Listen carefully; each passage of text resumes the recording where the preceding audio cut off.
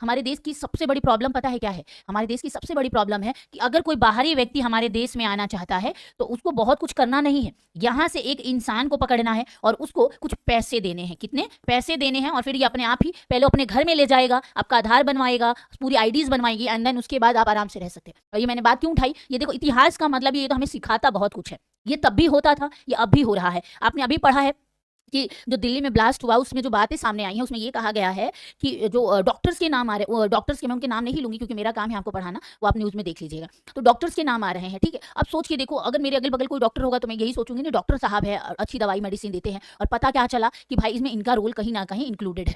ठीक है। अब आपके मन में ये सवाल उठना चाहिए कि भाई ये व्यक्ति आखिर डॉक्टर था तो इसको एंट्री कैसे मिली? बिल्कुल यही रूल फॉलो हुआ। उसको डायरेक्ट इंडिया में नहीं आना है, उसको एक व्यक्ति पकड़ना है। ये व्यक्ति अगर 20-30 हजार रुपए भी इसको मिल रहा है, इसका क्या जाता है? हम जो अपना आधार कहीं पे भी दे देते हैं ना, हम लोग अपना आधार दे देते हैं, जो साइबर होता है वहाँ पे कैफेज होते हैं, वहाँ पे हम दे देते हैं। कई लोग क्या करवाते हैं, कोई बुजुर्ग मर गया उसके डेथ का वो बनवा देते हैं सर्टिफिकेट कि हाँ ये मर गया, इनके सर्टिफिकेट। अब उनका आधार सबमिट होता है, अब वो नाम वहाँ से पकड़ लेंगे, एज इसकी पकड़ लेंगे, तो ये चीजें ऐसी ही चुराई जाती हैं। ठीक है। हमारा आधार गुम हो जाता है, हम लोग अपडेट नहीं करते हैं, कंप्लेन नहीं करते हैं। नया आधार बनवाने से पहले कंप्लेन हमारा करना बहुत जरूरी होता है, जो कि हम नहीं करते हैं। ठीक है। अब ये जो बाहरी सेल होते हैं ना, इनको यहीं से मौका मिल जाता है। ये फिर क्या करते हैं, पैसे देते हैं, फ्रॉड सारी चीजें बनवाते हैं, और फ्रॉड बनाते तो हैं लेकिन वो सारी चीजें दिखने में कैसी होती है, बिल्कुल लीगली होती हैं। ठीक है। और फिर हमें लगता है कि यार ठीक है तो अपना ही है। और दूसरी चीज, हमारे देश में सिक्योरिटी बहुत वीक है।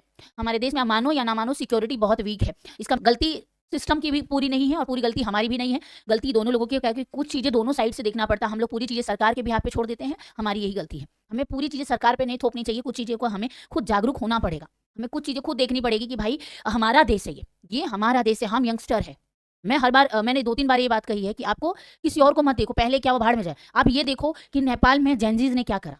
वो आंदोलन की वीडियो अभी भी वायरल होती है, प्रदर्शन की, वो डीजे बजा रहे हैं, उसमें नाच रहे हैं, फुल ऑन मजे, और उन्होंने सरकार गिरा दी। हालांकि हमारे देश में पॉसिबल नहीं है, लेकिन हमारे देश में जो है ना, अभी हमारे देश में पॉसिबल क्यों नहीं है? क्योंकि वहां पे जो है कास्टिज्म नहीं था। कास्टिज्म होने के बावजूद भी लोगों ने ह्यूमैनिटी को पहले रखा। हमारे देश में इंसानियत बाद में आती है, कास्ट पहले आता है, धर्म पहले आता है, एजुकेशन बाद में आता है। भूखे मर जाएंगे लेकिन धर्म के नाम पर ही काम करेंगे। ये फैक्ट्स हैं, आप मानो या ना मानो। मैं ऐसे बहुत सारे अपने ही दोस्तों को जानती हूँ जो आईआईटी में काम करते हैं। किसमें? आईआईटी में काम करते हैं, और कहते हैं कि पुरानी जो सरकार थी वो बहुत बुरी थी। कितनी हंसने वाली बात है कि आप आईआईटी में काम कर रहे हो, जिसने बना के आपको दिया, आप उसी को गाली दे रहे हो। क्यों? क्योंकि आप अंधभक्त हो। लॉजिकली बनिए, एजुकेशन आपके हाथ में है, पढ़े लिखे हो तो पढ़े लिखो की तरह बिहेव करो। किताबी रट्टू डिग्री वाले इंसान मत बनिए। मैं यही कहती हूँ हर बार, पढ़े लिखे हो तो देन शो। आप दिखाओ कि आप पढ़े लिखे हो, आपके अंदर माइंड है, आप इंसान हो, और आप देश को चलाना जानते हो। हमारा देश है, कोई 5 साल आया कोई नेता का देश नहीं है ये, हम यंगस्टर का देश है। हमारा आने वाला फ्यूचर हमारा देश है। ठीक है। तो खैर, ये मुद्दे से डाइवर्ट हो चुके हैं। कभी कभी ये चीज़ें बहुत ज़रूरी है। ठीक है, मैं पढ़ाना आपको पढ़ा दूंगी, लेकिन ये चीज़ें भी आपके लिए बहुत ज़रूरी है, जो आप सबको पता होनी चाहिए। क्योंकि हमें सिर्फ किताबी रट्टू तोता नहीं बनना है, सोशली बहुत अच्छा बनना है। क्योंकि डिग्रियों से ज़्यादा हमें सोशली अगर हम बहुत अच्छे हैं, तभी हम किताबों पे भी काम कर सकते हैं। किताबों की नॉलेज होना अच्छी बात है, लेकिन उन किताबों की नॉलेज को इंप्लीमेंट करना उससे भी बड़ी बात है। ठीक है। तो यही कहूँगी, अगर आप एजुकेटेड हो देन शो अप। आप दिखाओ, आप सवाल करो, बातें उठाओ, मुद्दा उठाओ। हर इंसान आज के डेट में सोशल मीडिया यूज़ करता है, हर इंसान। लेकिन रील मत देखो, रील अपलोड मत करो। वो रील अपलोड करनी है तो कुछ ढंग का करो, गलतियां बताओ। क्या पता आपकी वो एक रील वायरल हो जाए, क्या पता वो मोदी जी के फीडबैक में आ जाए, क्या पता वो दिल्ली के हमारे सीएम के फीडबैक में आ जाए।